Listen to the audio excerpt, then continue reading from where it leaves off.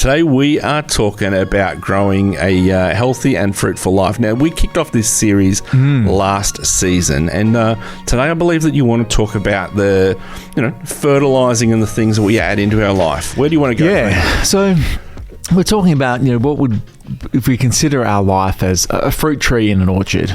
And we've talked about pruning and where you're positioned.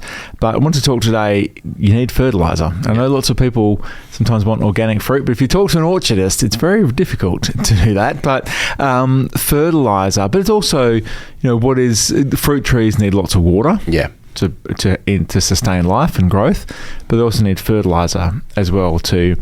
And sometimes, on my garden, I put manure, put soil wetter, all these sort of nutrients that assist the growth and survival of the fruit tree. And the same exists for us in life.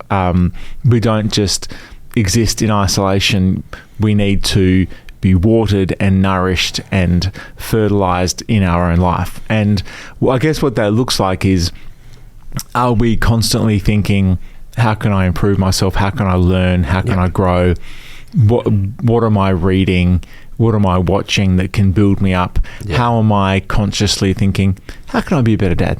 How can I be a better husband? And what is actually speaking into my life, and how would that actually occur? Yeah, that's so good. One of the things I think about, like if I was going to, in the orchard situation or of fertilizing, sometimes when you want to fertilize a tree or you want to fertilize something, you've got to dig up around the roots. You've got to dig up a bit of ground, and you've got to revisit some of those things that might not always be comfortable to make those changes that you want if we were to transfer that into life. How do you reckon we'd apply that in the people we connect with, the books we read, the different things you just mentioned? I know sometimes you need to get a bit of a pickaxe around if it's dry soil to dig that up to get the nutrients in. Some soil is repellent of water. It runs away.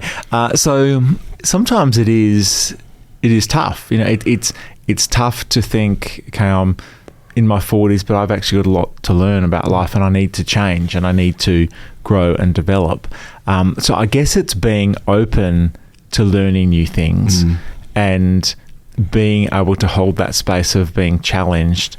And it is hard to change sometimes, but it's also looking in the right places to think, what am I reading or what am I watching that could speak positively into my life, that could build me up, that could enhance my skills, it could give me a different way of looking at life or a different perspective that's actually going to have me in a better position in 5 or 10 years' time, instead of just watching endless series of Netflix or whatever it is. But it's also about what people we're around who can speak into our lives. So they're people who are building us up, speaking positively, expanding our thoughts, expanding our horizons, encouraging us to be better, because people can also nourish and fertilize our life and make us more fruitful. That's so good. If we want to bring it into a place of self-care, how does this apply to our personal well-being, our self-care, how we manage and tend to ourselves? So obviously in an orchard you need fertilizer and things to nourish and enrich the soil and enrich the plants. And we've talked about what you're learning as a person. You're always learning, but there is an element of self-care as well. And we need to take some time to look after ourselves. And you talked before about what's the one piece of advice you'd give your younger self. If my wife's listening, she'd know that I'm probably the worst person at this, but taking some time week to week, month to month, and during the year to look after yourself is really important. And you can't push 110% the whole time. And in the same way that we have the concept of a Sabbath, taking some time off during the week, basic concept of have some time during the week where you relax and you just have some chill time.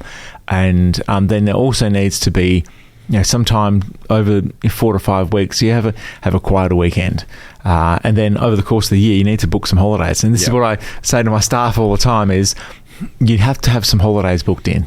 And I'm going on a holiday shortly, and we have every year my wife and I book, okay, when can we go away? We go away for a week. We go to Denmark down south with the family. And we try and have another holiday during the year as well.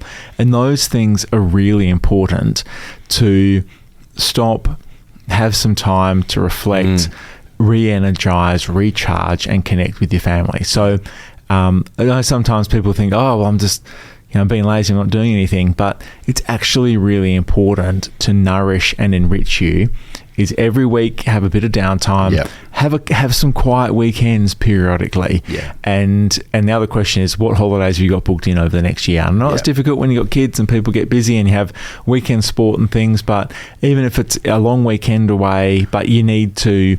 This is where it's really the pot calling the kettle black. But people who've got really long annual leave balances. What are you doing to take some holidays? Take your long service leave. What can you do? And it's about enriching and nourishing yourself, giving yourself, because you will actually be more productive, you will be more fruitful in the long run if you take some time to look after yourself. You can't run 1,000,000 miles an hour the whole time of life. Very much so. And I think it's about recognising the season of life that you're in. And recognising the season of life that your family is in. So if you've got a young family, then there's a season and a need that needs to happen for that area of that part of your life. If you've got teenage kids, then there's a different season and a different way of caring for your family in that season of life. If your kids have grown up and they've now left the home and it's just you and your partner, your husband, your wife together, then that's a different season that you guys need to nurture. So it's recognising the seasons in there as well, and what needs to be fertilised. That's a really good point, because your holidays and self-care looks very different when you got... I remember when we had 3 kids under 5. Very, very different. And what does a holiday look like? It's packing the pram and the porta cot and those things. Sometimes people think, oh, it's too much effort, but you actually need that time. And that particularly for parents out there taking the time to focus on their own relationship. And that's a separate topic. But if you think about your marriage as a fruit tree and investing and nourishing that's also important. But that's a different series. Maybe that's maybe get a life coach. One for later. But the same principle of being really deliberate to enrich and nourish yourself, but also your relationships. Hey, it's Doug from Mornings on Sunshine. Thanks for watching this video. Make sure that you like, comment, subscribe, do all those good things. Share with a friend who might get something out of it, and I'll catch you in the next video.